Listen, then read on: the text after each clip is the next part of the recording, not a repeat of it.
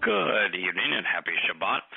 Fellas, I wonder if either of you read the story of the white supremacist that thought it would be a swell idea to obliterate Jews down there in, I guess it was Poway is where the synagogue that he went to. He was a member of the Presbyterian Church of Escondido.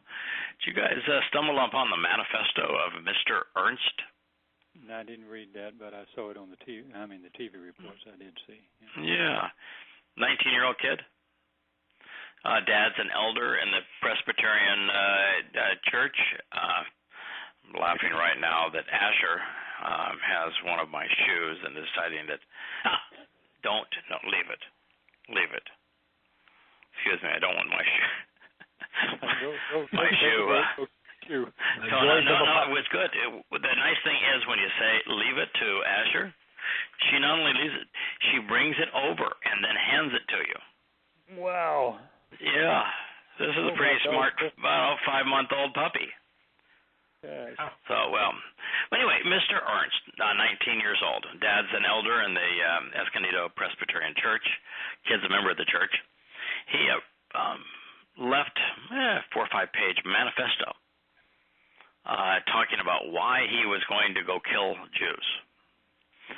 And he said that this particular hunt of Jews that he had given 4 or 5 weeks of prior preparation to. Now, mind you, that this kid, he killed one Jew. It was an unarmed, elderly Jewish woman. She's probably in her 70s.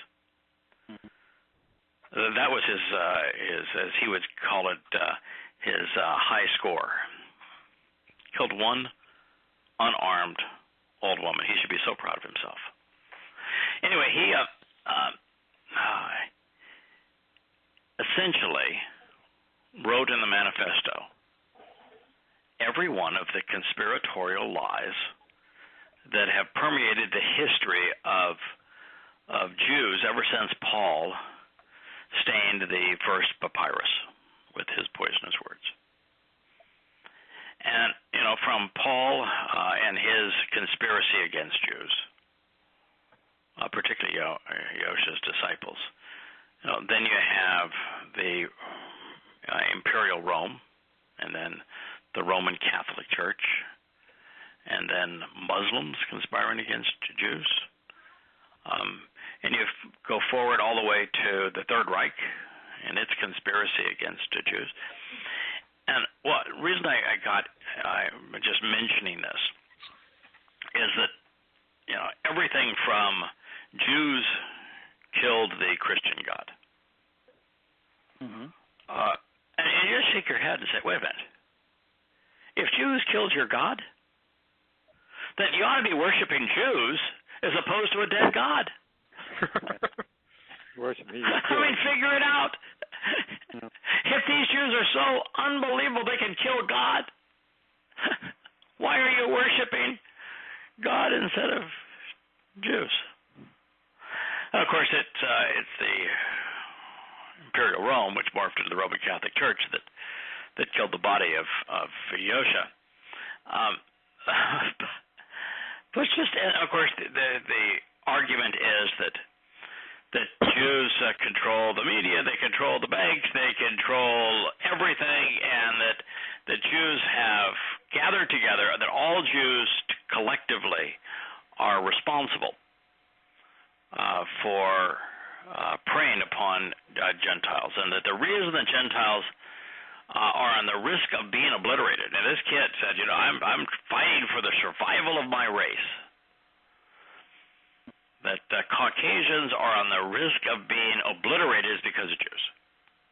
Now, you need to kill the Jews for Caucasians to survive. Now, mind you, the Caucasian army of the United States of America, military, is bigger than the rest of the world's combined. Mm-hmm. And the Jews, their military, they only use to defend that little slice of land that they call home.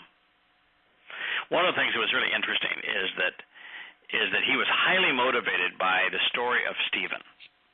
You ever heard of Stephen the martyr? Oh, yes. Oh, yes. Okay. It begins with Acts 6. Story's untrue. Beginning to end, every bit of it. Every bit of the story was made up by Luke to aggrandize Paul. There isn't one iota of truth in the whole story. Luke was not cognizant of what the Torah actually said, so all of the facts that Stephen allegedly quotes, and that's the longest speech in the entire New Testament, apart from what Yosha says in the Sermon on the Mount. So if you take all of Paul's speeches and everybody's speeches, there's nothing longer than Stephen. And of course, this is allegedly happening in front of Paul. Paul is allegedly in the audience where Stephen is giving this speech, and he's got a Greek name. He is evidently Greek, and he's in a Greek synagogue. Now, the Greeks despised everything that had to do with the covenant and with the Yahowah, with circumcision. I mean, they despised it. I mean, to think that there were Greek synagogues in Israel is, of course, ridiculous. But every fact that he quotes, about trying to make his case, everyone's wrong. He didn't get one right. I mean, do you think that Luke would at least look it up to get his facts right? He didn't.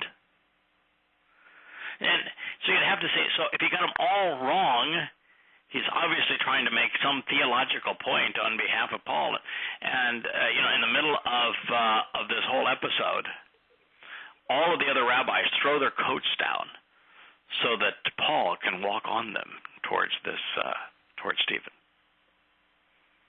But, yeah, the whole story is completely and totally fabricated. There was no Stephen. He's not a martyr. The whole story is made up to aggrandize Paul. But anyway, that was the reason that this Nimrod decided, I'm going to go off and kill Jews. Motivated by a story that is just flat out wrong. And after a while, you kind of wonder how it is that people have been beguiled into believing the Acts of the Apostles and Paul's letters when they're just so obviously untrue. How do you hold up your Christian Bible and say this is the inerrant Word of God when everything that is attributed to Stephen's long speech is inconsistent with what precedes it? Just like everything Paul said is a direct contradiction of what God had to say. I mean, are you stupid? Are you irrational? Again, the reason I bring this up is that I've decided I was going to translate the first 7 Mizmor, first 7 things that Dode wrote. And I finished the first, and the first was quite simply a direct assault against Pauline Christianity. It says, Paul's wrong, the Torah's right. That's essentially the first Mizmor. The second is Yahweh railing against conspiracy. He says, what the world is wrong with you? Why would you advance such stupid notions? And I said, well, why is he, I understand why he begins the first Mizmor with Dode attacking Christianity. There's 2.5 billion adherents. But why is the second Mizmor focused entirely on debunking and castrating those who are conspiratorial? Do you have any idea, guys? Well, that's where it starts, with a lie, and you keep promoting the lie, and that's all. Yeah, it's a lie. Really Yeah, okay. Well, so is religion. Religion's a lie. Conspiracy is a lie. There's not one single conspiracy that's true. Not one. They're all lies. I'll tell you why. There are more believers in conspiracy today than there are religious zealots. Really? There's countries like Russia and Great Britain where the overwhelming preponderance, in fact, the news reports say that everybody is conspiratorial, with 60% mired in it but that everybody believing one or more. It's become man's modern religion. Wow. Mm-hmm. And conspiracy, it's not just that it's the most prevalent form of babble today. And that's what conspiracy is. In fact, Yahweh is just so brilliant in his opening statement on conspiracy. Every aspect of it, from it's being untrue, that it's a blend of lies, to it requires the consideration of selective information, and that it's promoted by those who are essentially losers, whose lives are wholly unsatisfactory and unsatisfying. It's just devastating, and he nails it. Every aspect that we've learned about conspiracy, he's got it. So I was wondering, why is it then, beyond the fact that it's the most popular form of babble the world over, particularly when, Islam is really stupid, Scientology really stupid, Mormonism's really stupid, and if you're born into it, maybe you're just precluded from being able to see it, but they're really stupid. But conspiracy, it's dumber still. And you really have to put your head in the sand and completely ignore all prevalent, rational, and reasonable explanations, and just wallow in the absurd. And so I wondered, what is it beyond the popularity that would have God condemn conspiracy right after he condemns Pauline Christianity?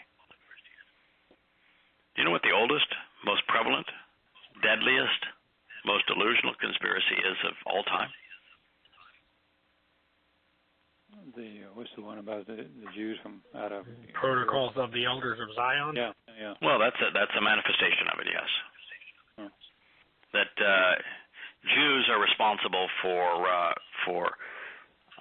demeaning, for debilitating Goyim. That the Jews are bad. It goes way back before the Protocols of the Elders of Zion, which of course is a complete hoax. And by the way, the majority of conspiratorial nut jobs promote the absolute proven hoax that is the Protocols of the Elders of Zion. That's true. But the single most prevalent, deadly, popular, longest-lived conspiracy is blame the Jews. Well, you know that in Egypt, when the Ptolemies took over and they wrote all this history that is modern-day Egyptology, they wanted to please the Ptolemy family, the Egyptians, so they came up with the Jews. All of a sudden became the Amalekites in one scenario, and later they became the Hittites, which is ridiculous as well. And it's because they all disliked them, so they just transferred them over, and they couldn't stand them. Right. That proves your point about the Greeks, and that goes back, to the Ptolemies, before. Right. It's all replacement theology. It's Paul coming up with this myth that replaces the promises made to Israel. The Hebrew roots movement. It's African Americans saying, "Oh no, we're really the right Israel. We don't know who these other people are." Fred Snell was one of those that was so caustic in his anti-Semitism. Yeah, that was his big thing. There really are no Jews. The people that claim to be Jews aren't Jews. I'm sorry, but no, it's the most prevalent, longest-lived, most deadly and destructive, and probably the lie that God hates more than any other. Blame the Jews. That's why God hates it. There's other reasons, and we're going to get to the first chapter of Volume 3 ultimately, but and I list 4 different reasons why God hates conspiracy, but seeing Ernst, this 19-year-old kid, and he had them all, every one of them, as to his justification for killing Jews. That's just pathetic. We're going to begin our study of Sodom. It begins, the two spiritual messengers, Wa Shanim Ha-Malak. So a pair of spiritual envoys. I love the way the story begins. So a pair of spiritual envoys walk into a bar. They did walk into a bar. Came to Sodom, scorched and burning. In the evening, of course. It's a place that probably no one was awake during the day. Well, Lot, which means enveloped and intertwined, the one wrapped too tightly, who was encircled, encased, and entangled, sat in the doorway of Sodom. So first thing I would ask is that, are you, hey, Asher? Leave it. Giant water bottle is the next thing. Who knows where she found the giant water bottle? She is a self-entertainment unit. She's just looking at me like, I found that. Why did you take it away from me? So first of all, Kirk, you mentioned that you did a quick study of the letters of that comprise Sodom, 3 letters. What does it mean? It means a shield or barrier that keeps one from the doorway to life. Not a good thing. Yep. It's translated as just scorched and burning. Yep. Yeah. But your definition from the letters is better. So 2 spiritual messengers came there. Yahweh didn't go into Sodom, did he? No. No. Sent two spiritual messengers came to Sodom in the evening, while Lot, enveloped and intertwined. Who would have thought that name would mean so much? What it's saying is, pay really close attention to how the central character of this story is enveloped and intertwined in all that is wrong with Sodom. How he's wrapped way too tightly and entangled in his horrible place. So the very first thing you ought to be doing is don't look at this story as Christians do, as Lot being a righteous dude that's symbolic of the Christian church being raptured. That ain't what this story is about at all. Because I want to tell you, Lot ain't no righteous dude. No. And if this is the idea of the harvest, then it's a really twisted concept because, well, his wife goes out there with him and, well, she doesn't even make it an hour out of town, and it has nothing to do with her turning around. We're going to find out it's because she longed to go back. She longed for the life that she lived in Sodom. And the 2 daughters got daddy drunk and had sex with him. Had their way with him. Yeah, they had sex with him. So, and when it's time to leave, Lot doesn't want to leave. When it's time to go to the right place, which is Mount Moriah, and to get out of Dodge and to hang out with Uncle Abraham, he don't want to go. He lives in a cave. Gets drunk. He's so miserable. So you ought to be really careful if you're a Christian saying, this is the story of our rapture, because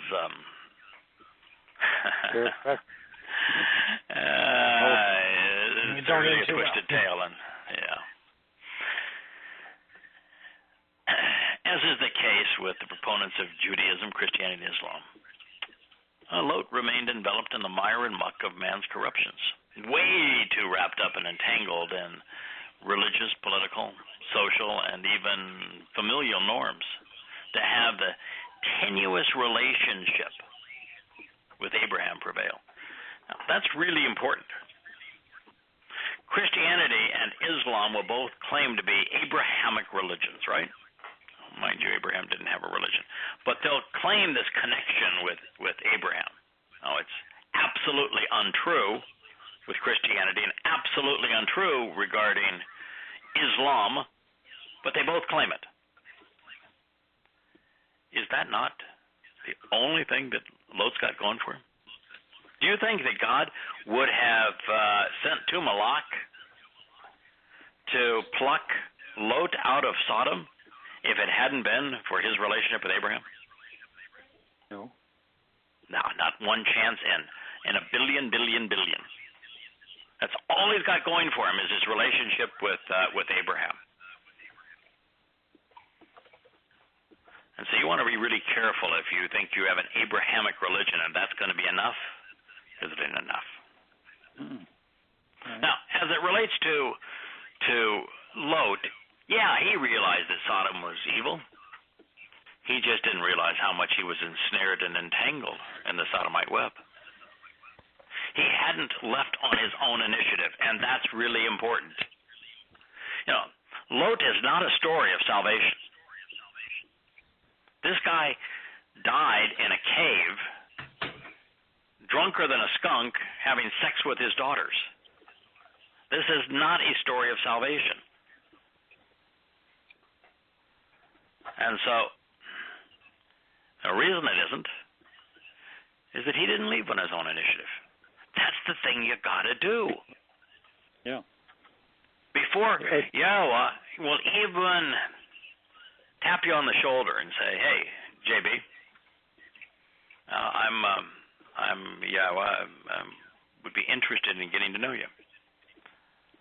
Before he tapped Abraham on the shoulder, you know, he was way out of Babylon. Yeah. And yet, Lot had every opportunity to leave. He didn't leave. By the way, that's one of the big things about the Stephen ministry thing, the Stephen. His initial argument is that Abraham wasn't in Jerusalem. He wasn't in the temple, so that God doesn't live in some building here in Jerusalem. You can have a relationship with God anywhere. And he wasn't aware enough of the conditions of the covenant to know that God did not introduce himself to Abraham until Abraham made the decision to leave Babylon. And he had just left it. He was 3/4 of the way to the promised land, and all God said is, "Let me introduce myself. I want to offer you a relationship with me, but over here in Israel in the promised land." And yet, Stephen missed all of that. And his point was, well, you can be with God anywhere. You don't have to be focused on this God-forsaken Jewish place of Jerusalem. God doesn't live in some temple building. That's not his home. Oh, wrong. You missed the whole story. So, he hadn't left on his own initiative. That's essential. He was content to live in the darkness of hell's doorway.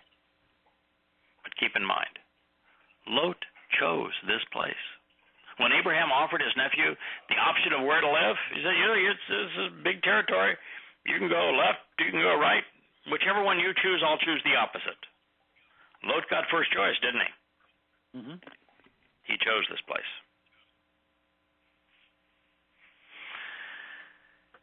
When Lot, the one wrapped too tightly, who was encircled, encased, and tangled up, he rose, standing up, to meet them. Then, on his own initiative, he made an announcement, explaining himself, because indeed, he was opposed to the material realm. Okay, now first of all, where was Lot? He was at a gateway. Yeah, the doorway. City. Mm-hmm. Uh-huh. So, it was like, I'm 1 foot in, I'm 1 foot out, right? Mm-hmm. Yeah. He wasn't outside, he wasn't inside, he was right there in the doorway. 1 foot in, 1 foot out. By the way, that's the first of a number of doorways. We'll have to count them as we go through this. So Lot rose when he saw the two Malak. He stood up. He kum. By the way, is there any other way to translate kum other than to stand? No. No. So why is it that every God-forsaken Christian Bible translation then renders Chawa, he bowed down? He just stood up. Why? He's sitting at the gateway to the place. He stood up No. What? Like how does one stand to bow? Exactly. He arose, standing up to meet them. Kara. I mean, Kara can mean to read and recite. Well, probably not reading and reciting here. It can mean to welcome them. It can mean to greet them. It can mean to summon them. It could mean to invite them. So he stood up to meet them, to greet them, to engage them, to encounter them. Then on his own initiative, this is written in the Histophyll, imperfect mood, which makes it clear that Lot was acting of his own initiative and that he was not being guided, controlled, or influenced by anyone else, that on his own initiative he made an announcement, explained himself. Here's what I'm doing here. Because indeed, he was also opposed to the material realm. He knew that what was behind him in Lot was really screwed up. He knew it was wrong. You don't think that most people don't recognize that there's something seriously wrong? You know, like there was a report, 2 or 3 reports out just this week. You know how I reported about 3 years ago that the least safe place to be a woman today is in the U.S. military. You're more likely to be sexually abused in the U.S. military than any other place on earth. And in addition to that, when you are sexually assaulted in the U.S. military, you're going to be assaulted again by the military brass if you complain about it. And so the U.S. military released its statistics, and you know how they all said, oh, don't take away the military code of conduct. Don't take away our ability to police and to judge ourselves. Don't have sexual assault in the military be under civil courts like it is for anybody else. No, we want to continue to be God and jury of everything in the military. We'll take care of this. Guess what? Sexual assaults in the military almost doubled.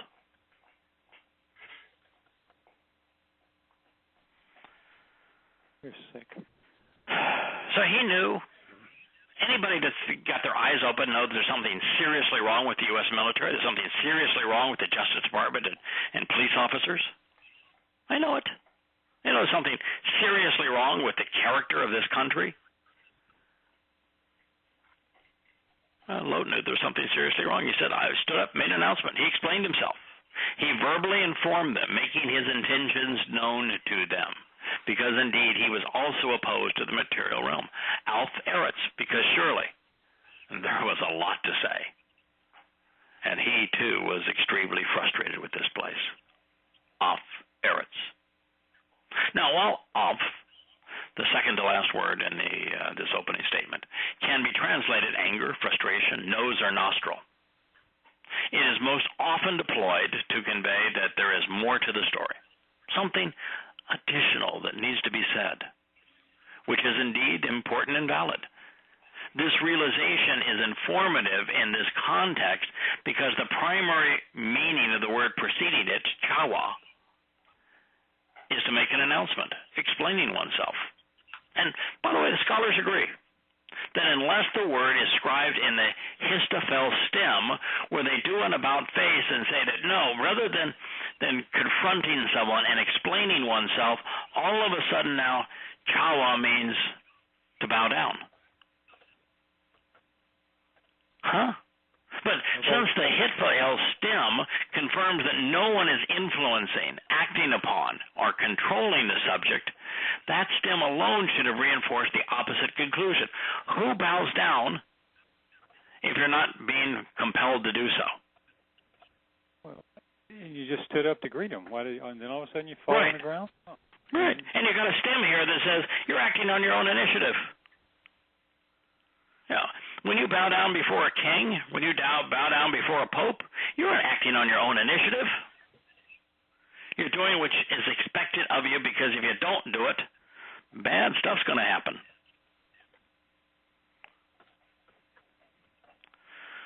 Such an individual would be standing up against the societal norm, not bowing down to it, But if you prefer the scholarly interpretations to evidence and reason, after standing up to meet the Malak, Lot bowed down and prostrated himself, worshiping them with his nostrils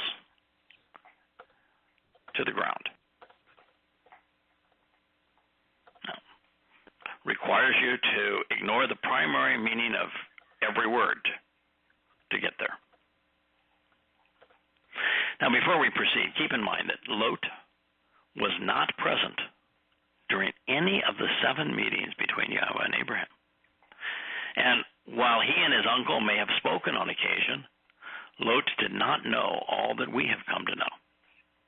Upon seeing the Malak, he realizes they are not like mortal men, and they, therefore, were sent by the Almighty.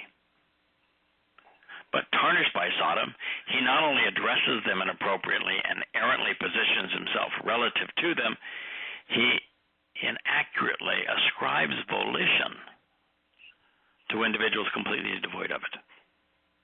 And this is something you have to be really cognizant of.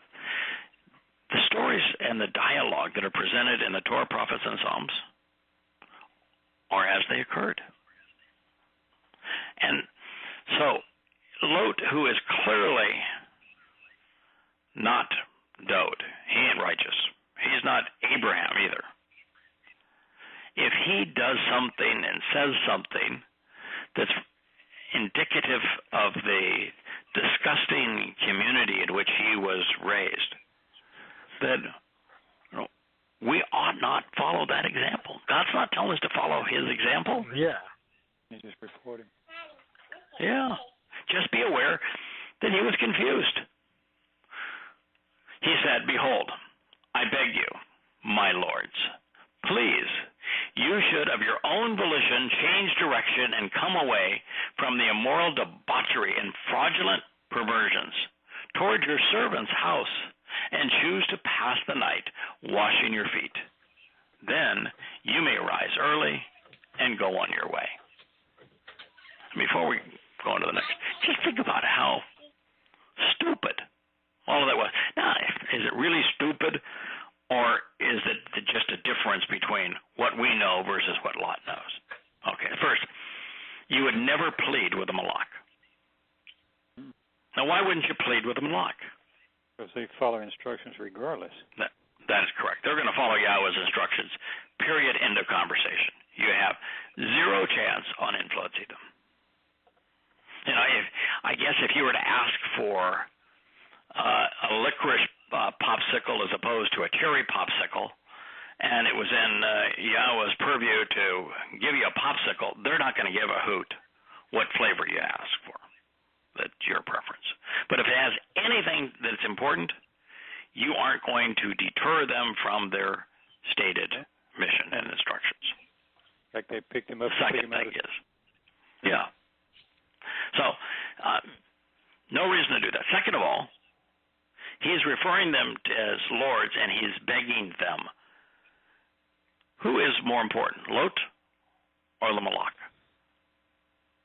Well, the most powerful is the Malak. But they sent him there for a reason, to save him, so he has some importance. Yeah, okay. Yeah, that was Satan's problem. Satan said, I'm a lot more powerful, I'm a lot smarter, I'm eternal, I'm so much better than man. Why in the world, God, are you so interested in this feeble, stupid, mortal construct that you created? And the answer is really simple. Malak don't have free will. Mm-hmm. Yeah. You can't love. They can't be creative. They can't engage in a meaningful relationship. They can just do what they're told, or they can do not do what they are told and be kicked out of the spiritual realm. That's it. So, rather than the Malak or Lot pleading with the Malak, what we're going to find as the story goes around, it's the Malak pleading with Lot, because Lot, even for all of his foibles, is far more important to Yahweh than the Malak.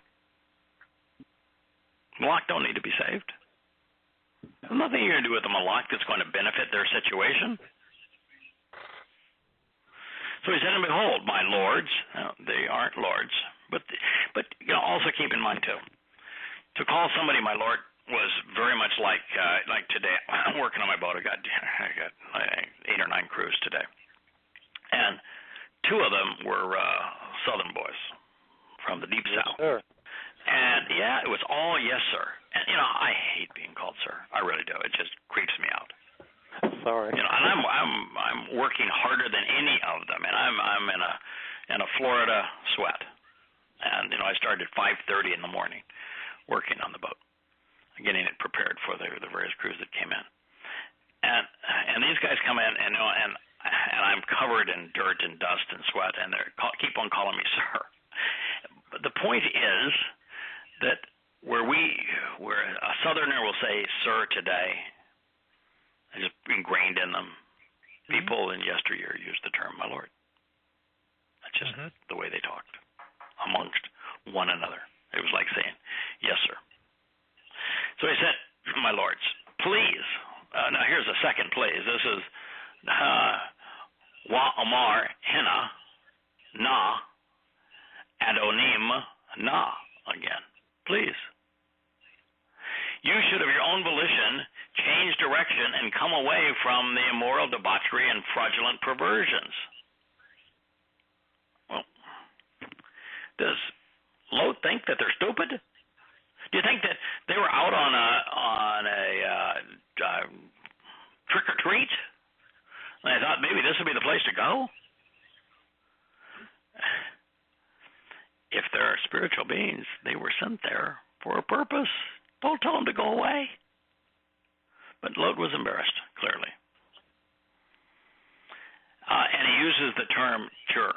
Go, turning away from this degenerate corruption, called imperative, which is second person volition, toward your servant's house, Ebed Atah, your advisor and co-workers, Beeth, home, and choose to pass the night washing your feet. Then you can rise early and go on your way. Now, do you think that Malak are concerned with personal hygiene? No. Do you think that the Malak are going to go nighty-night and need a bed? Need to. No. Do you think that they're going to rise early in the morning and if they were here, where are they going? Why would they just be stumbling into town and go on your way? They came there for a purpose. Yeah. Don't send them away. They but don't they said, travel no, by horse no. carriage or anything like that. They just go to where they need to be. They are light. That's right. They just showed up. Lot was at the gateway to Sodom. They showed up at the gateway to Sodom. That's just how that works. But they said, no, by no means. Negating the notion. Instead, we will stay the night in the broad, wide, and open way, in the limitless, pretentious, and public streets, within the gaping, this is Rakol, within the gaping living spaces which are agreeable and without pre-existing limits, opportunistic and expansive, improper and ostentatious, the way of those who boast their confidence in that which is overwhelmingly selfish. Well, when you hear broad and open way, what do you think that's symbolic of? Versus narrow way, as God's way and the world's way. Man. Yeah. And when Yahweh or Yosha was having that whole discussion with that's the narrow and restrictive way that very few find that leads to life, and it's the broad and popular way that leads to death and destruction.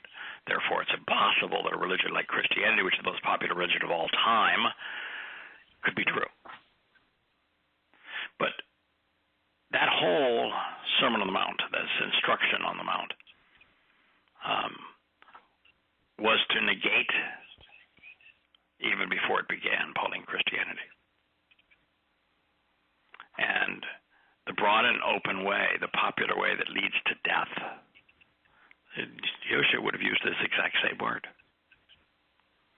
Rakob is popular religion, particularly Christianity. So Lot was clearly embarrassed by Sodom, as we should be of our own communities. He did not want Yahweh's representatives to witness the fraudulent perversions and immoral debauchery lurking in the darkness of this place. By contrast, he viewed his home, as should we, as a respite from man's perversions, as a place reflecting the covenant's values. In his home, the Malach would be sheltered from man's darkness and cleansed of his corruptions, such that they could rise with the light and go on their way. That was Lot's mindset.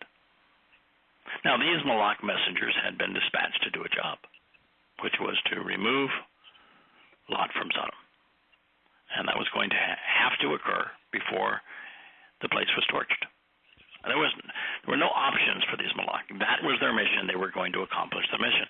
And they were doing it at Abraham's request and Yahweh's behest. Curious as to what they would be destroying, or perhaps just trying to understand the reasons God had thought it best to remove this blight from his land, and it's in his land. Mm-hmm. They had intended to spend the night observing the broad and open way that leads to death and destruction. And I think that's telling of us, too, for us. We really should be cognizant of what's happening around us, even when it's disgusting. Now, there may have been an inference to Passover as the alternative to the darkness and death, and the verb loon, pass the night. Now, since Malach are spiritual, they're not material beings. They do not eat, they do not drink. As light, and thus without darkness, there would be no purpose to washing their feet. So perhaps with the mention of matzah, of a feast, and of being protected by washing man's corruptions away, and in the concert of Lot sitting in the doorway out of man's world into Yahweh's home, what follows may be the Torah's initial introduction to Pesach and matzah, the door to life and the means to perfection. It would not only explain why Lot was so insistent that they enter his home, it would also explain why the Malach were so readily persuaded. Now keep in mind, this story occurs at the single most important place in all of the Torah. JB, if I were to ask you, what is the most important story in the Torah, what would you say? Abraham's? Yeah. Story of the covenant being formed with Abraham and then with the rest of us after him. That's clearly that is the most important story in the entire Torah, prophets, and Psalms. Nothing even comes close to rivaling it. Yahweh and Abraham had 7 meetings. There's a reason it's called the beginning. Yeah. That's where you start any book. These statements that we're reading right now, they are in Bereshit 19. Mm-hmm. You did a lot. In fact, you've written almost a full book on this subject. So you're probably aware of what is written in Bereshit 17, aren't you? Oh yeah, very much. Yeah. So tell us, what's the story of Bereshit 17? It's Yahweh largely focuses on the formation of the covenant and Yahweh's instruction involving circumcision. That's it, circumcision. Yahweh 17 is the 6th meeting between Abraham and Yahweh, the 6th meeting between them. And that meeting is circumcision, circumcision, circumcision. That's the sign of the covenant. Mm-hmm. If you aren't circumcised, you are not going to be a member of the covenant. My covenant. Right. You've negated my covenant. You're not going to be saved. You're not going to come into my home, which is in heaven. And you cannot participate in Passover, matzah, and Bekurim. And if you don't go through the doorway of Pesach, you ain't getting anywhere. That's the doorway to eternal life. That's 17, isn't it? Mm-hmm. This is 19. You know what 21 is? 21 is the test. 21 is when Yahweh says to Abraham, I want you to grab Yishak and I want you to go to Mount Moriah. And And that's when he says, don't take the life of your son. That's going to be my job. I'm going to do that. And that was exactly 40 Yobel before he did exactly that on exactly that place, fulfilling Pesach. And so this interrupts that presentation. It comes right after the fifth and final covenant, condition of the covenant, and right before the open book test on how it is that we know that we're part of God's family. So do you think God's going to interrupt the single most important story, the story that is the basis for creation? Think he's going to interrupt it just to tell us about, well, this is a really horrible place down there? No. This is a really important story. And no one has ever extremely important that we consider every aspect of it. And so when you've got matzah being brought up in this next statement, focus on it. He said, but instead, patzar bahim, he persuaded them by pressuring and compelling them, pressing and pushing their buttons. Now, this is really important for Lot. Come into my home. Now, the Malak, we're still on a mission. Get Lot. Sodom's going to be destroyed the next day. They got to get Lot out of Sodom, and their intent was, in the ancient world, you don't walk at night. There are no street lights. There are no flashlights. Yeah. Right? Lots of wild animals. Lots of wild animals, man. And so you leave in the first light is when they were going to leave. And so, they didn't really care where they were going to spend the night. And so Lot said, come in. Pressure them. Come into my home. Okay. No big deal. He insisted to such an aggressive extent that they turned around and came to him and arrived at his house. And he made a feast for them and baked matzah, unyeasted bread, and they ate. Now, first of all, I said, do spiritual beings need to eat? Answer is no. But it says here they ate. This is kind of the thing that gets Christians all tied up in their panties, is that when you say that there was no bodily resurrection, it's obvious. His own mother didn't recognize him. Thought he was the gardener. He said, don't touch me. I have not gone yet to the Father yet. Why? I mean, put it together. Next thing we find is that he's teleports, if you will. Beam me up, Scotty. He meets two guys, 60 stadia out of Jerusalem, and they don't recognize him. On the road to Emmaus. He has dinner with them. And then he appears in the upper room walking through a wall. All say, he doesn't have a physical body. It's impossible to do any of that with a physical body. And the disciples, of course, didn't recognize him.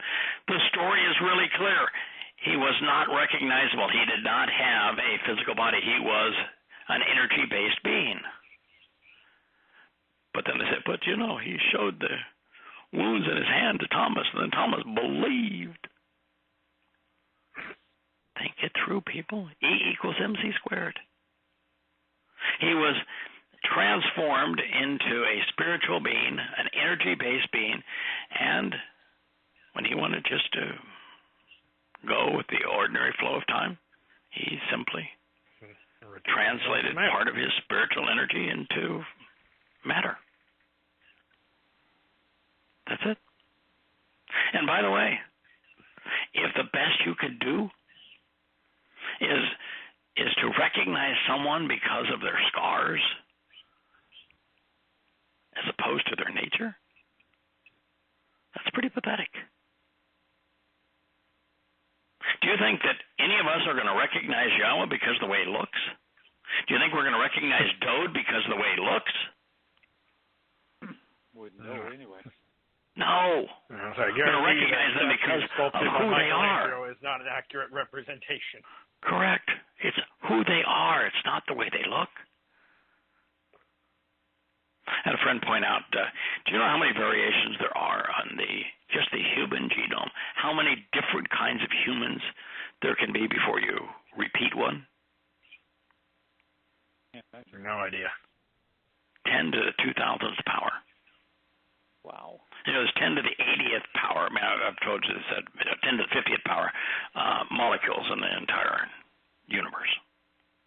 Well, if you break it down into even the component parts, gluons and leptons and electrons and protons, and then there's 10 to the 80th fundamental particles that even make it up matter in the entire universe. Of 400 billion galaxies averaging 100 billion stars in each. And there's only 10 to the 80th power. And yet there are 10 to the 2,000th power variations of the human genome. We don't have to worry about it. There'll be another Kirk or JB out there. So here they are, and they're having matzah. And he baked unyeasted bread, and they ate. So there's something going on here.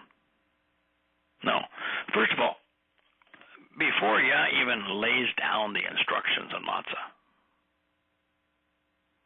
what is it you think that matzah appears in the story? Nobody breaks bread without yeast, right? It's just like you can't make beer or wine without yeast. Yeast was essential to life back in those days, but he made matzah. And the matzah was the only thing listed on the menu of this feast. And so we're dealing with unyeasted bread. Now, Yahowah was not, as Christians muse, using the situation to foretell the rapture, whereby an individual and his family were spared from the destruction of the world. He was instead using it to explain that even the worst of us can be saved when we observe the Torah's instructions to partake in Pesach and Matzah. Like that. Now, we're going to learn all about Pesach because there's a number of doorways here. We can count them. But Pesach, and now we have Matzah. By consuming the unyeasted bread, Lot and his family were seen as removing the pervasive fungus of religious, political, societal corruption from their souls. Now, how's that for foreshadowing? Magnificent, if you think about it. Yeah. Similarly, Christians are wont to suggest that God is negotiable, thereby inferring that he would accept the massive alterations that they made to his plan of salvation with their New Testament and its gospel of grace. In fact, Abraham did not change Yahweh's mind or plan or his response to Sodom, not even to Lot. He had heard of their perverse screams and had decided that he could not tolerate this malignant infection to fester and grow in the promised land. The people in place would be and were destroyed. And though Lot, the one who was entangled in all of this, through him, Yahweh would reveal one of the most vividly painted pictures ever portrayed about human nature. Now, since the Malach, the spiritual beings and messengers, are especially germane to this story, should you be curious, and we've talked about this just a moment ago, how an energy-based being could eat, could lie down, the answer is found in Einstein's equation, whereby they can become matter when greatly reduced. As spiritual beings, they were capable, as the covenant's children will one day be, of re-entering the ordinary flow of time to celebrate the Mikre. We're going to do that too. The Mikre are on a time schedule. Time only flows around matter. When there's matter. Right. That's the thing that always perplexes me. Scientists say, well, the universe is 13.7 billion years old. And, of course, they come up with that number because of the microwave radiation from the Big Bang. But the math that is used to determine that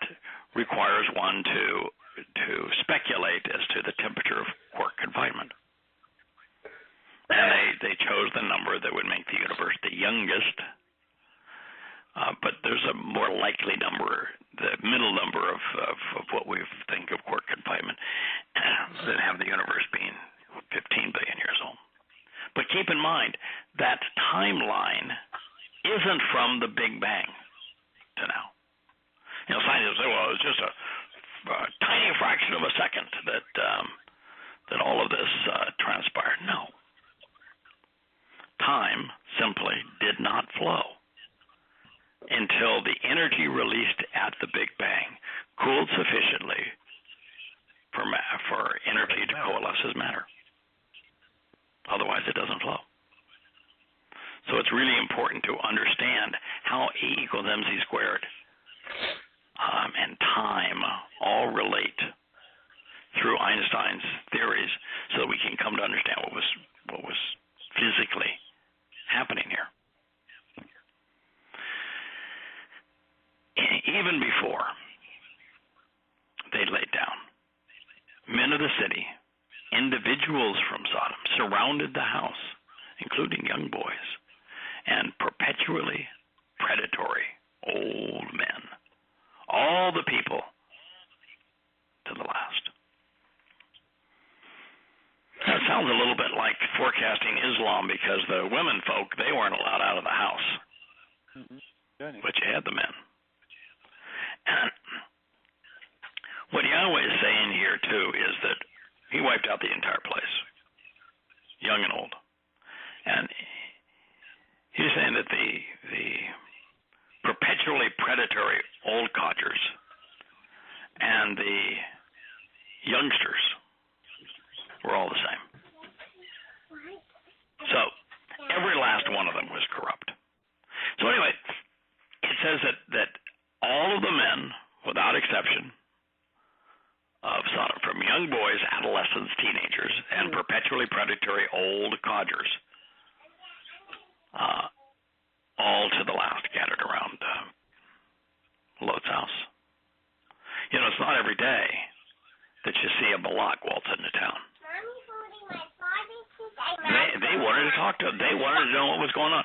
And my guess is, if you ever take the time to speak to a Christian about Yahweh, the moment you say something that is caustic to what they believe, in fact, even before you do sometimes, they'll spout out whatever they believe. I believe, well, that's not what it means to me. What it means to me, and this is what I believe. That's what they wanted to do. They wanted to tell these supernatural beings, this is what we believe. They wanted to sell their case. This is why, today, a gay pride parade. I've got nothing against homosexuality. If you want to be homosexual, that's your business. But a gay pride parade, we want you to accept what we believe.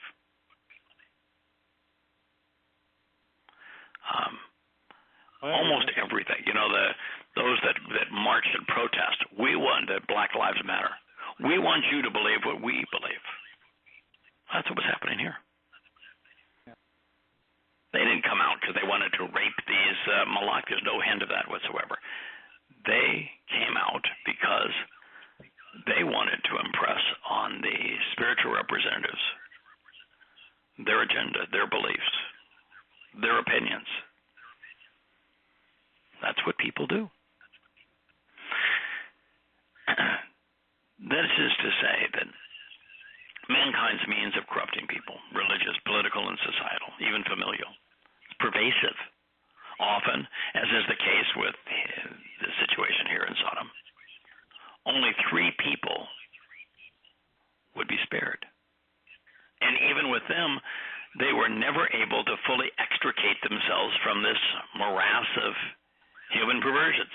Everyone else, right down to the children, and of course including the seasoned citizens, especially the perpetually predatory elder statesmen, the religious clerics, and the community leaders, all of them were rotten. And with Sodom serving as a metaphor for today's society and for our Moab, the people's political, religious, societal, familial, and moral beliefs need to be seen as malignant. It's a condition that was affecting all of humankind. and it's one that would remain to the end of time, to the very last. And so they would all die as a result.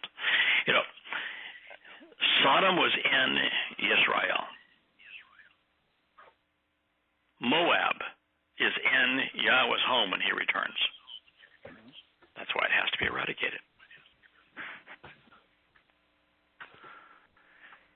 You will note that on this particular occasion, as will be the case during the time of Jacob's troubles, the entire community was outside wanting in. It's going to be the case with Christianity.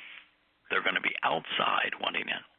They had encircled the home, which had just celebrated unyeasted bread, and they wanted to know and become familiar with the spiritual beings inside, but they were precluded from entering.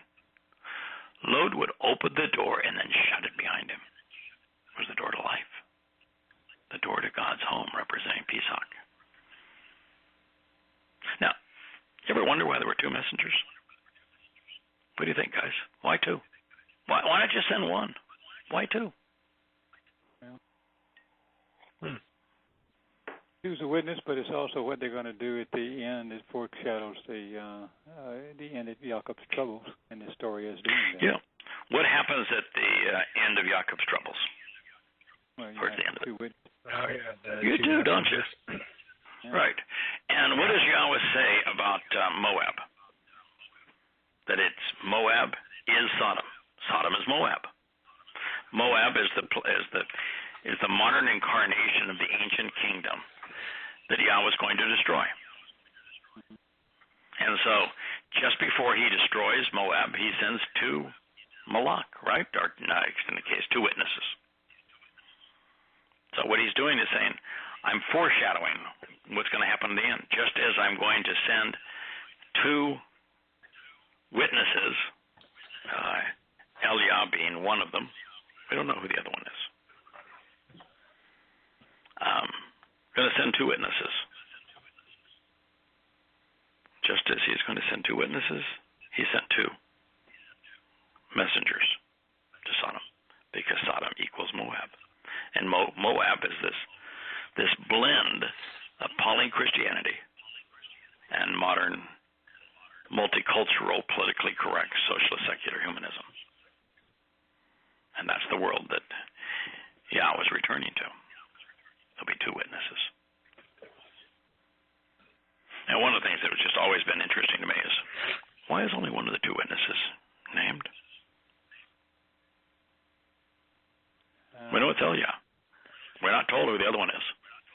And I have speculated, and I think Christians love to speculate, because Enoch, whom we know nothing about, which is taken by God, that he's going to be the other. Because, it's appointed for everyone to die. I wouldn't go there. We don't know enough about Enoch, and Enoch doesn't know enough to fill this role. Eliah is the perfect individual to fill the role as it relates to Yisrael. Mm-hmm. And I don't know how many of you have studied Eliah's adventure with the priests, the 800 priests of Bor-Peil, and Bor-Peil means the Lord of the broad and open way. He's a hoot, man. Maybe your God's, taking a bathroom break. I've got all day. I'll wait. I have done a few of that. I do love his sarcastic sense of humor. He is so sarcastic. He is so on his game. He's perfect. And clearly, he knows the Torah.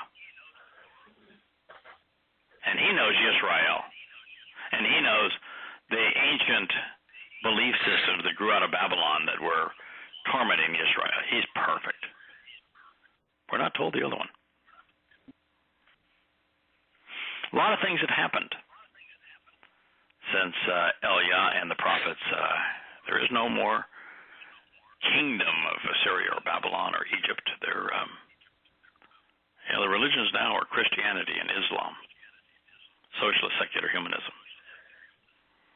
That's not Eliah's or the others' wheelhouse. So There's a reason we're not told. Obviously, the name of the second witness is irrelevant.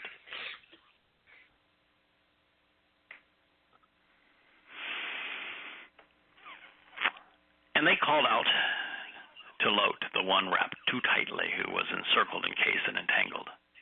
And they said to him, "Where are the individuals who, to show the way to the relationship, came to you this night? Choose to bring them out to us, so that we can fulfill our desire to become acquainted with them." So, at this point, are they a disorderly mob? No, they're using their words, aren't they? Mm-hmm. Yeah, call out to him. Kara, Lot. Hey, Lot, where are they? Ha-ish individuals who, to show the way to the relationship, Asher, came, Bo, to you, El-Ata, this night, Ha-Yalal. Choose to bring them out to us. Yatza, him, El-Anahu. Produce them, such that we can have sex with them, such that we can rape them, such that we can engage in homosexuality. Oh, my God. Isn't that what the Christian pastors would have you believe, that Sodom was destroyed because they were homosexuals? What's the verb here? Yada. Yada. To know. Yeah. What's the primary meaning of yada? To know and understand intimately in a relational way.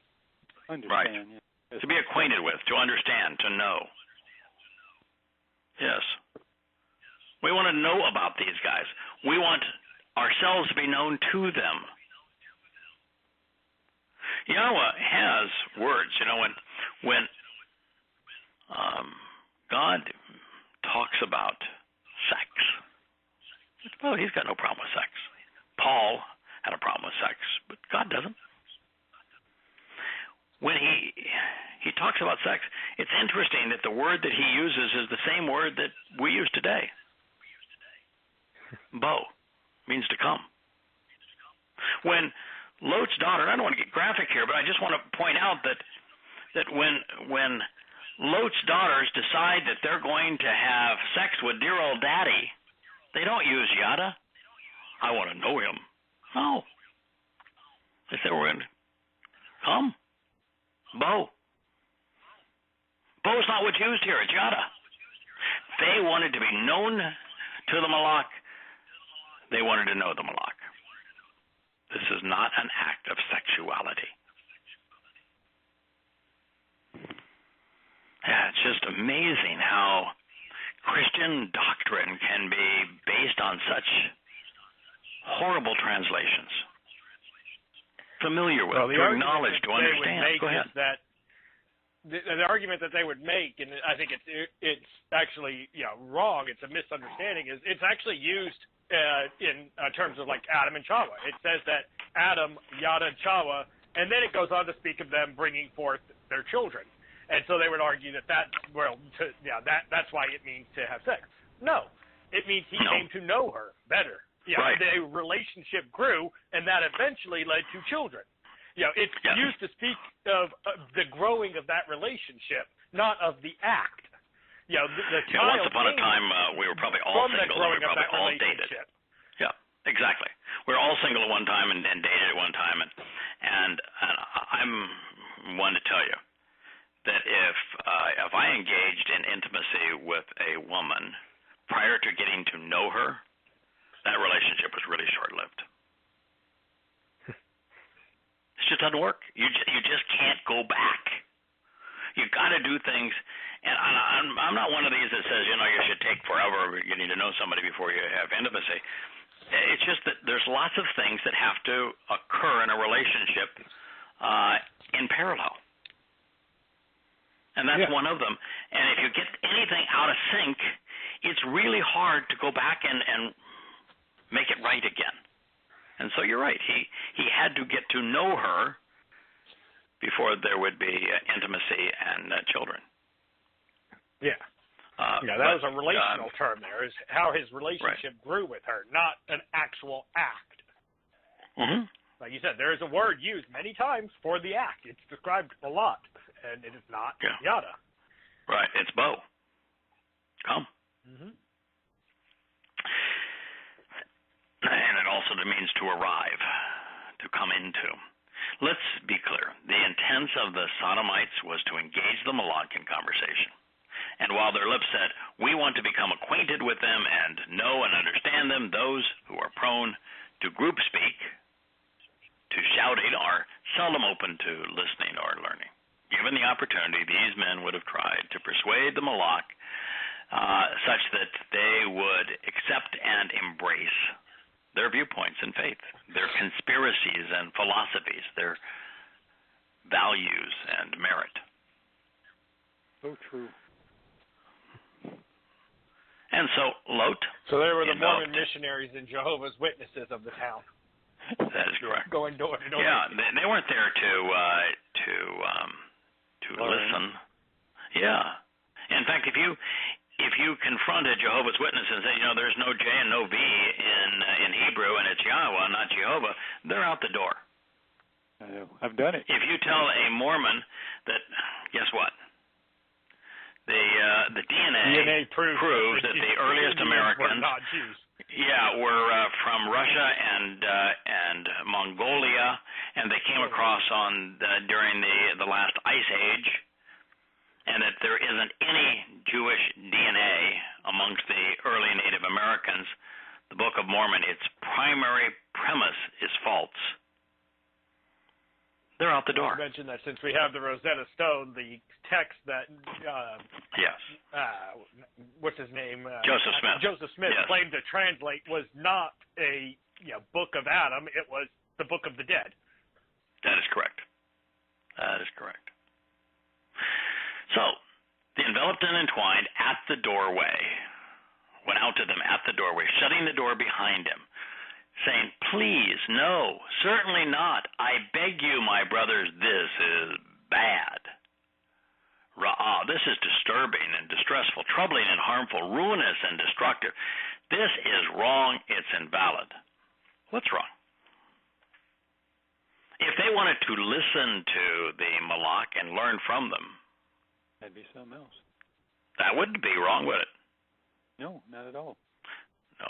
So Lot recognized, as should we, that what the townsfolk wanted to do was impress the Malak on the superiority of their way.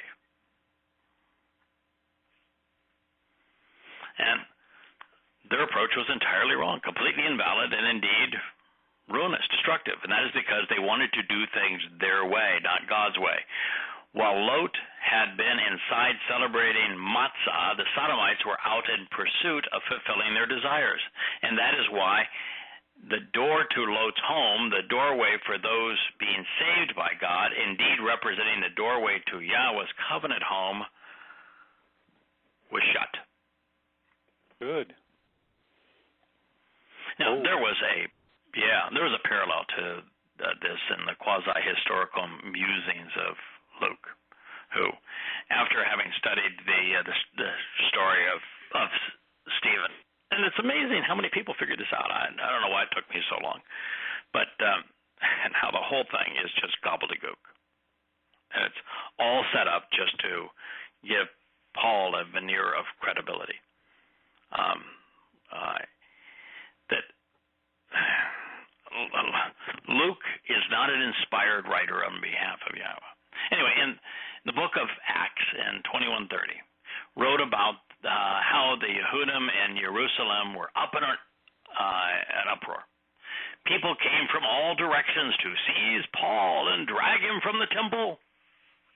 This is a reenactment, of course, of the Lot story from Paul and Luke's point of view.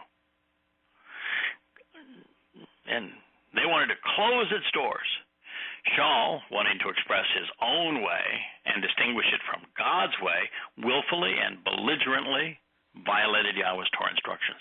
And he brought an uncircumcised Greek man past the courtyard into the temple, defiling it.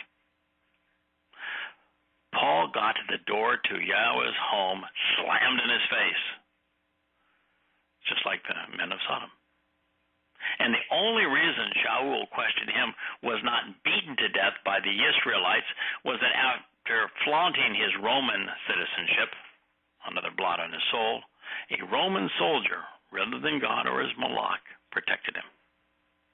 Yeah, Paul's Malach, a Roman soldier. Now, what appears to be, to the uninitiative, to be another highly questionable father, perhaps setting a new low in parenting, Lot presented the contrast between the way of man and the message of God by using his daughters as a comparison. This is quite the statement here. He says, now I beg you, please, for contrast, consider my two daughters, who, to reveal the way, have not known a man and are unfamiliar and unacquainted with ignorant men. Asher lo Yada Ish, who, to reveal the proper and narrow restricted path to walk through life to engage in the beneficial relationship, do not respect, nor do they acknowledge. They are not concerned with, nor do they know or choose, thereby remaining unresponsive, preferring the ignorance, revelations of mankind. I want to bring them out of my own volition. It's my desire to produce and extend them, to bring this to an end and to finish it, a full and perfect cohortative, engaging them in such a manner that they both participate and become alike with ongoing implications based upon my free will. Right now, with them livening the narrative and calling attention to the details, with them accordingly right here and now, providing a reference to behold for you. Do to them, engaging and acting as you desire. Do whatever you'd like concerning them, consistent with whatever you find good, moral, and beneficial in your eyes. Ha, Tob, Ba, Ain. Now I'm presenting this as a contrast. You can engage such that you can only engage consistent with what you would find good, moral, beneficial, productive, useful, and decent in your sight, pleasing, pleasant, effective, and generous. There is no, even in Sodom, rape was not seen as good. Even in Sodom, they were told they could interact with his daughters with the proviso that it was constrained to that which was good, pleasing, beneficial, productive, useful, decent, generous. There is not one chance in the world that you could define rape as Tob. Tob means good. It's amazing that this was constrained, and yet in the translations, that's not what you'll find. Then he said, only and exclusively, there's one thing you can't do. Regarding these individuals, to them, do not act or engage. By what? By raping them? No. By speaking to them. Debar. By speaking, by making a statement, by communicating. It proves our initial point. What Lot recognized was wrong is that the townsfolk of Sodom were going to tell God all about their religion, all about their politics, all about their family values, all about their society. They were going to talk to him. It's like the Christian that wants to pray. What in the hell are you doing praying to God? What do you have to say that's going to be interesting to God when you won't even listen to him first? Why would he listen to you if you won't listen to him? only exclusively regarding these individuals, do not act by speaking to them, by making a statement, by communicating a message, debar, by saying something, by offering a pronouncement or a declaration. Wow, I just looked at 6 different translations, and not one of them even acknowledges the existence of debar there. They all change it to don't do anything. Right. Does debar mean do? As if, no. No. Not one of them even attempts to render it in any type of way. They just ignore its existence. JB, you've done a lot of translating. Is debar a word that there are challenges in translating, or is debar about as common and straightforward as there is a word in Hebrew? Yeah, I mean, it's one of the most, probably on the top 10 most common words you'll see. Right. It's pretty much straightforward what it means. It's got a handful of nuances it can mean in certain circumstances, but it pretty much means speak, say, or word, or words up. Message, communication, statement. But speak. Say is typically amar. Convey, ask, say would be amar. And speak, communicate, make a statement, convey a message is debar, whether it's a noun or a verb.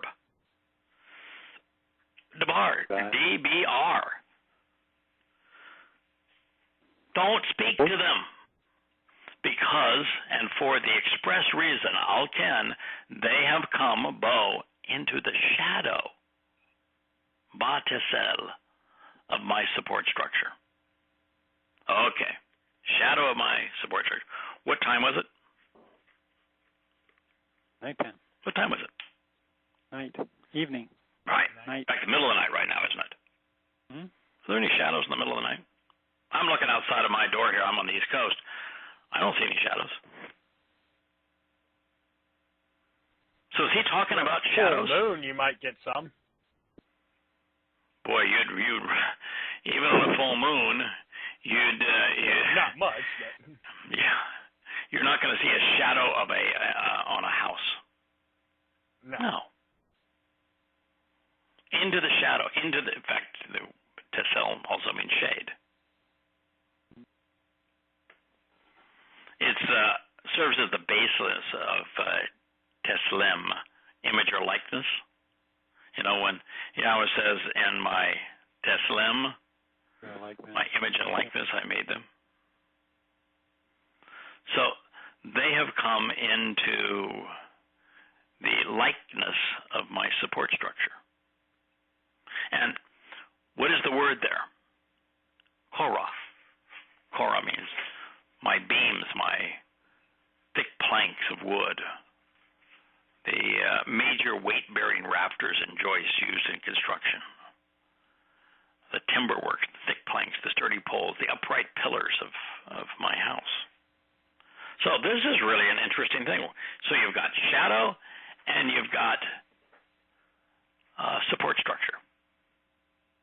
Of course, the big issue, of course, is speak. So I've long enjoyed the quip. You probably heard me say it. I know you think you understand what you thought I said, but I'm not sure you realize that what you heard is not what I meant. In this case, it's likely that Lot said one thing and the Sodomites heard another. But in the light of day, without being embroiled in the passion of the moment and with all the time in the world to plumb the depths of each potential nuance and with an eye on the prize, we're in a position to understand why he made this provocative declaration. He was not offering his daughters up to be raped, but was instead presenting them as a contrast. His daughters were unfamiliar and unacquainted with man's ignorant ways, having chosen to remain unresponsive and uninformed regarding the beliefs of humankind. As such, they served as the embodiment of the lone prerequisite of the covenant, disassociating from babble of man. Lot's offer was extended to liven the narrative, bringing our attention to these details. The choice, then, for the marauding masses of morons was to have their way with the women, which wasn't going to happen, or listen to Yahweh's messengers, of which they had no interest. If they had chosen the former, they would not get either. They wouldn't have been allowed to speak to the latter.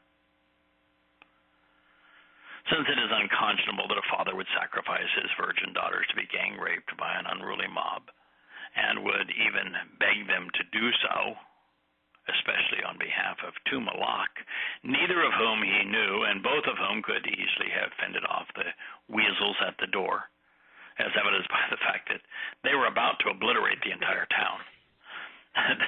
There was a reason why these words came from Lot's mouth. And there has to be a reason that the religious translations of this story are so misleading. So, here's my shekel or two. Not only wasn't Lot responsible for Yahweh's Malak messengers, they were actually responsible for him. Lot wasn't there to protect the Malak. The Malak were there to protect he and his family. As spiritual beings, the Malak are immortal and cannot be harmed, only controlled. There was nothing Lot could do that would have had any benefit to the Malak. Not inviting them into his home, not feeding them unyeasted bread, not offering to protect them. Moreover,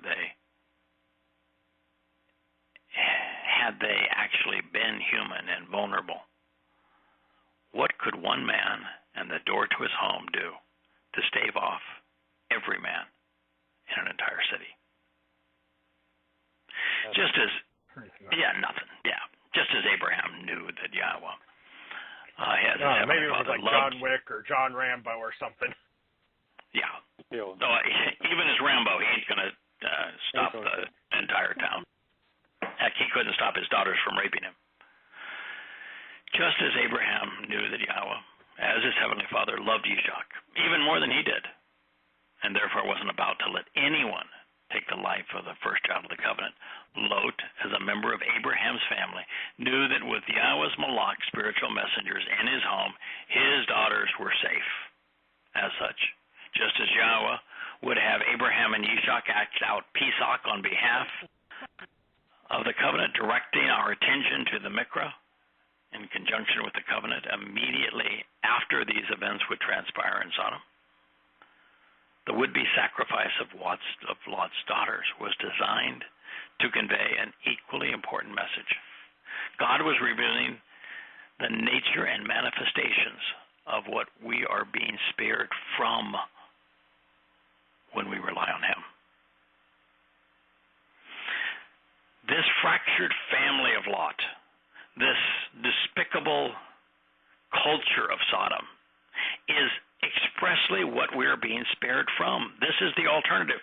This story is put in this place between the sixth and meeting between Yahweh and Abraham, where the final condition of the covenant is presented, and the affirmation of the covenant on Mount Moriah. It's put there because Yahweh wants us to understand this is what man's all about. This is what the covenant's all about. I am sparing you from one. I want you to disassociate from one so that you can participate in the other. Very important insight. That's why this story is being told to us. Our first clue in this process, from moving past the implausible and to the sublime, was Lot's initial rebuff to the onslaught of corrupt humanity. He said, "Please no, certainly not. I beg you, my brothers, this is bad. This is disturbing and distressful. It's troubling and harmful, ruinous and destructive."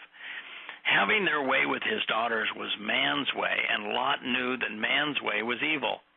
Further, he was aware, and so should we, that man's way is reflected in his religious beliefs, his political views, his societal condition, his family values. These things were all on display this dark night in the broad and open way.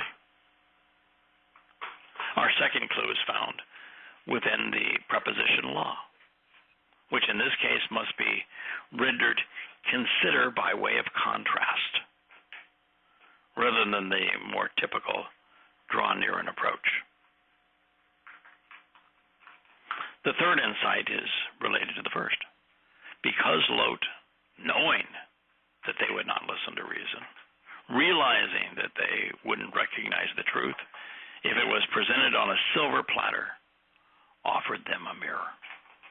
Asher, Lo, Yada, Ish. Revealing the way of man by presenting individuals who were equally naive, unfamiliar, unaware, indeed ignorant. That's Lo Yada, ignorant, unaware, unfamiliar.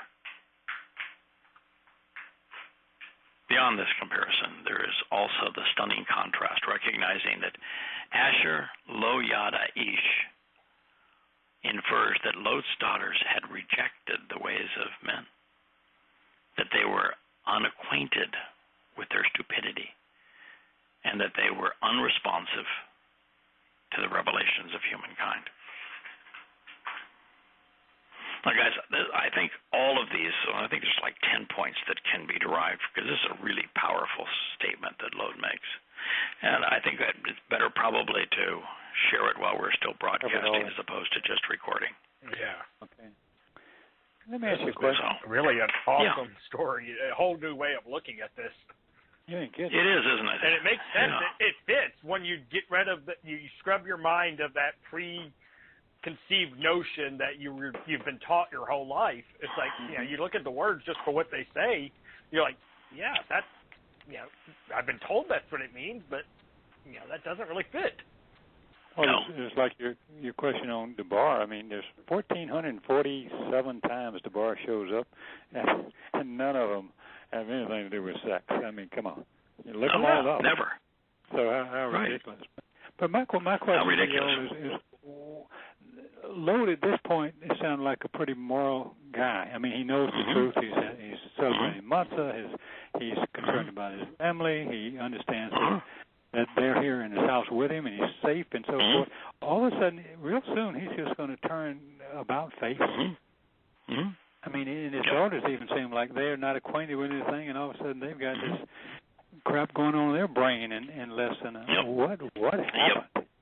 Yeah, I deal with that in this chapter because you realize that this statement is just stunningly profound, and then it's shortly thereafter Lot falls apart. Yeah. And the conclusion that I drew is that there are times where Yahowah chooses for all of our benefit and for no one's detriment to not suspend free will, but to engage in such a way that he puts his words in someone's mouth. Now, is there any negative for Lot to have God's insights be spoken through him to the Sodomites? No. Is there were the Malak capable of doing that? Well, certainly good. Yeah, inspiring Dode to see those insights. Absolutely. So there was nothing that was harmful to Lot, and Lot's being set up as an example for all of us to understand. So for him to be inspired by those two Malak to make these profound statements, and then just to become regular old Lot thereafter, is one of a number of places where God intervenes in such a way to convey a message that no one is harmed, even though there is a big not a suspension of free will, but a diminishment, if you will, of that for God to speak through someone. It isn't much different than being Yashayah or Yirmiyah or Hosha. Yeah, I can see that. They're not of their own free will saying, well, this is what God said, but I see it a little differently. I'm going to write it this way.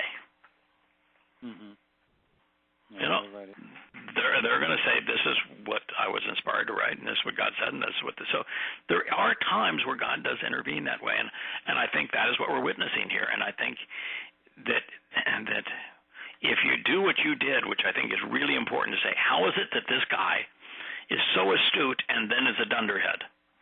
Mm-hmm. The answer is, this is exactly how prophecy works when God is speaking through someone.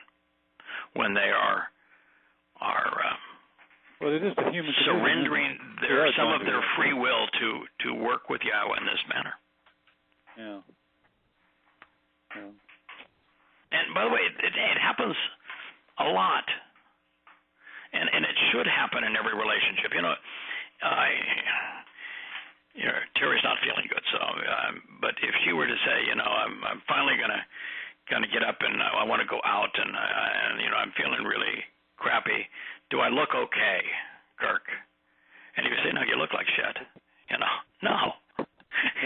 You look like a woman that's been sick for the last month. No, you look terrible. Are you going to say that? No, sir. No, of course not. There are things that we just, in a relationship, you just don't do. Yeah. And by the way, you wouldn't even think it, even if it were true.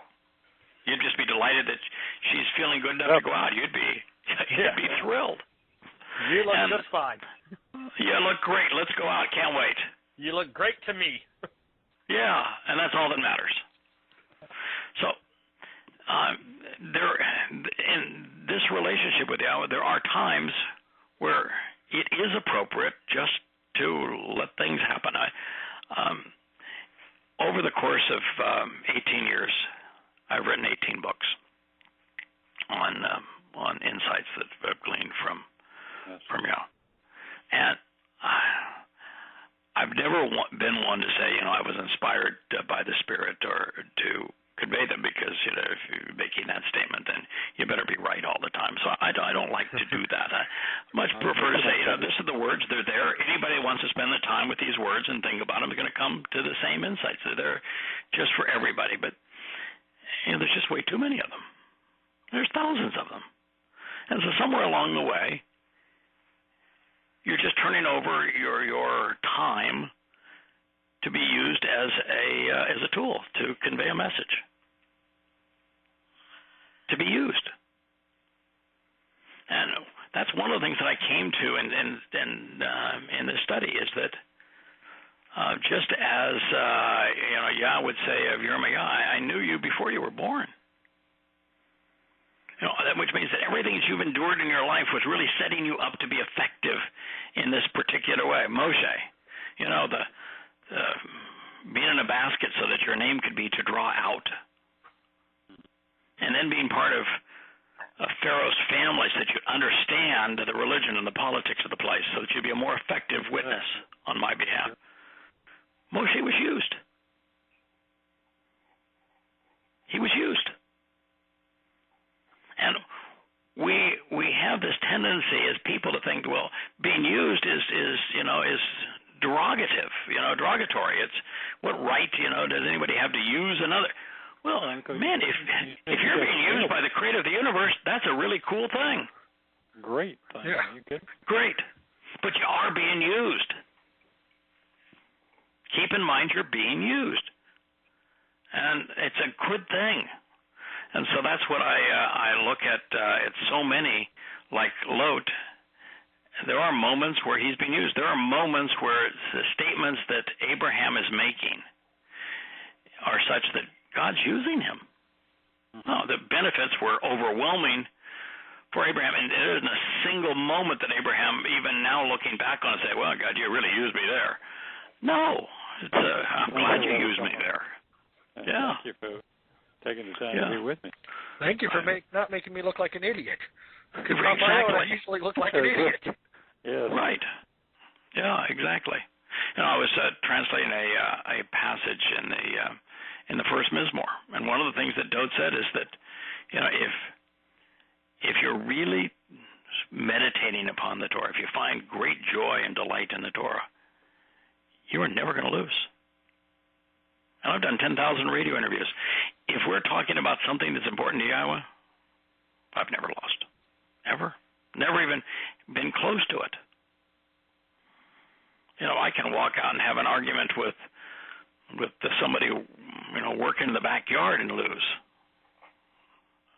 But when it comes to Yahweh stuff, I'll lose just because I find great joy and delight in meditating on his Torah, which is what that statement says. And why we do that, we're going to find that there's a lot of times that we just accept what Yahweh has to say. And there's a number of things that we read that say, boy, I wish it wouldn't say that. I wish the Israelites hadn't done that. And I wish God had been a little more easygoing on, like, picking up sticks on the Shabbat. I wish he'd been a little more straightforward on what each of the 7 Moed Mikre represent and the like. There's lots of things. But ultimately, it's his story. It's his home. Yeah. Life is a byproduct of what he created. The universe is his creation. He's a lot smarter than we are.